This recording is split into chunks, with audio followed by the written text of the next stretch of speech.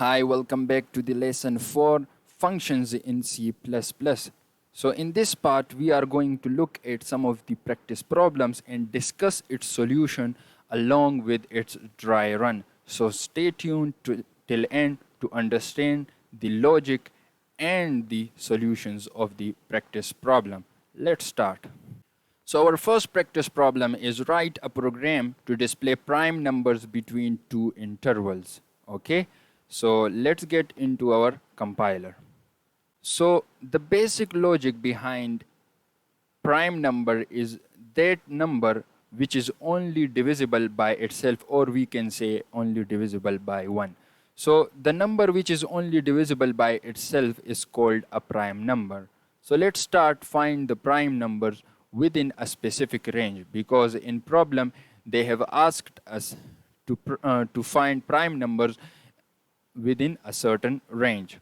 So let's discuss the logic behind the solution that I am going to code here. So let's see. So I hope you guys can see the picture clearly. So first of all, we will use a loop. What will be the purpose of loop? This loop will decide the range of our check.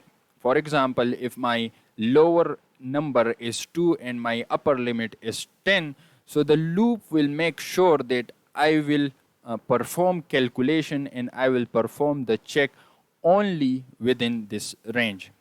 So our start value will be 2, our final value will be 10, and our increment, there will be an increment of 2 here.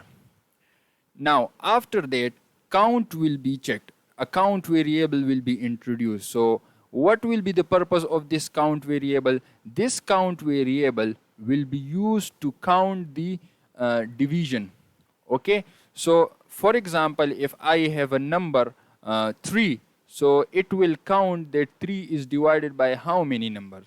For example, first it will check 3 is divided by 2 or not, so it will return 1, or it will return something else, not 0, because if a number is totally divisible by another number, it will return 0 reminder. So we will use this modulus operator as well, so to check and make sure that our number is only divisible by only one number. So there will be a check. If the number of count is equals to 1, that means that our number was only divisible by one number within the range, so it will return that it is a prime number and it will print out the result. So let's have a look in the compiler that how will it look in coding. Alright, so we are here in the compiler. Let's start by building a function. So we are not returning anything because we are just printing. So we will say prime numbers. We will receive integer lower. We will receive integer upper. Okay, so first thing first, integer count, just to declare it, that we will use in our calculations. Now let's start by building a loop which range will be, so integer I is equals to lower. Why lower? Because as already we have discussed, it is the range. I will be less than or equals to what? The upper variable, because this is the range. So lower variable till upper variable, and I will be changed by I plus plus.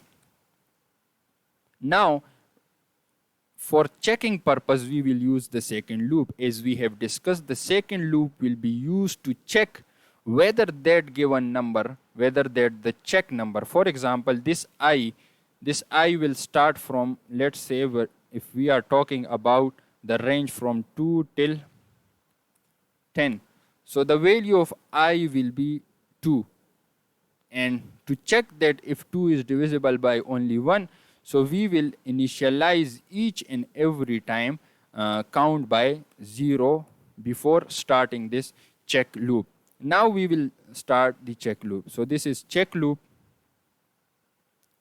So check loop is integer j is equals to 2.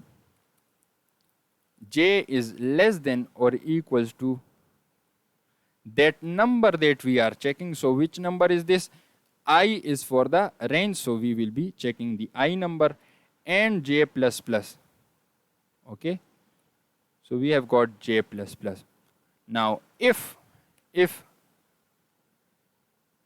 this I, the check number, is completely divisible by j, which means the range we are talking about, and equals to 0.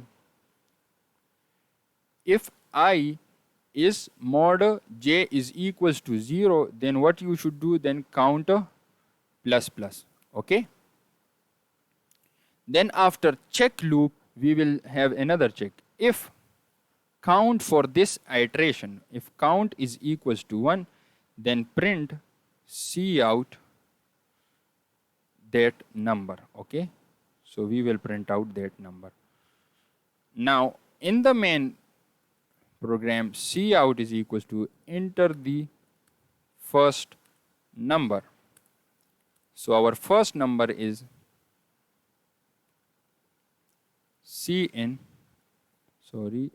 integer lower. So C in lower and C out enter the second number.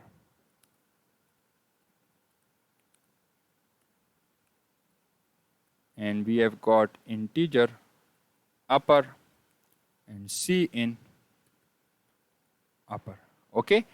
So now let's call our function that is prime, and we have lower range and upper range. So lower range is lower and upper range is upper. And let's have a look, will our program work or not. So enter the first number, that is 2, enter the second number, that is 10, and we have got 2, 3, 5, 7. It is totally correct. Now let's make sure that we increase our range and it still works fine. So from 10 till 100. So we have got 11, 13, 17, 23, 29, 31. So as you guys can see that these numbers are only divisible by themselves. Okay. So this is the program to find the number of prime numbers within a certain range or any kind of range. So this logic will always work for you. So let's have a look at it again. So first loop is making sure that we have a specific range. The count variable is making sure that for every check variable within this range, the count is equals to 0. So we start from a refresh start. Okay. Now this loop is checking a range. For example, if I am talking about number 5, now it should check that 5 is divisible by 2, 5 is divisible by 3, 5 is divisible by 4, and 5 is divisible by 5. Now there will be these checks within this J loop. So first check 5 divisible by 2, 5 mod 2 is equals to 0, no, it is false. 5 mod 3 is equals to 0, no, it is false. 5 mod 4 is equals to 0, no, it is false. 5 mod 5 is equals to 0, yes, it is true, so count plus plus. Then this loop is finished because our range was j is less than or equals to I. So in this case, I is 5.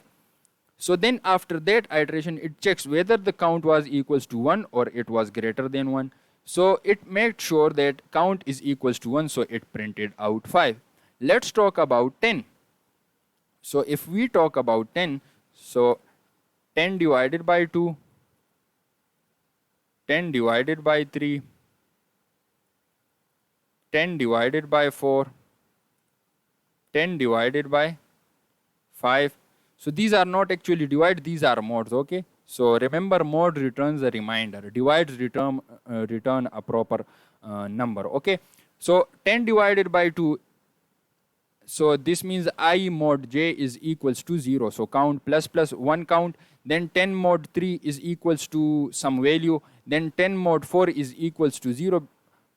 So we get, no, 10 mod 4 is not equals to 0, okay?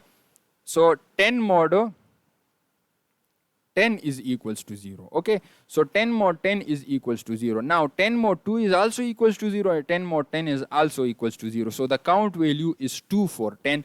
So if it checks that if count is equals to 1, so it will not print 10 because the count value for 10 is a 2. So this is how this logic and program works. Now let's move on to our second practice problem. So this was it for our practice problem 1. We will discuss practice problem 2 in our second part video. So let's move on.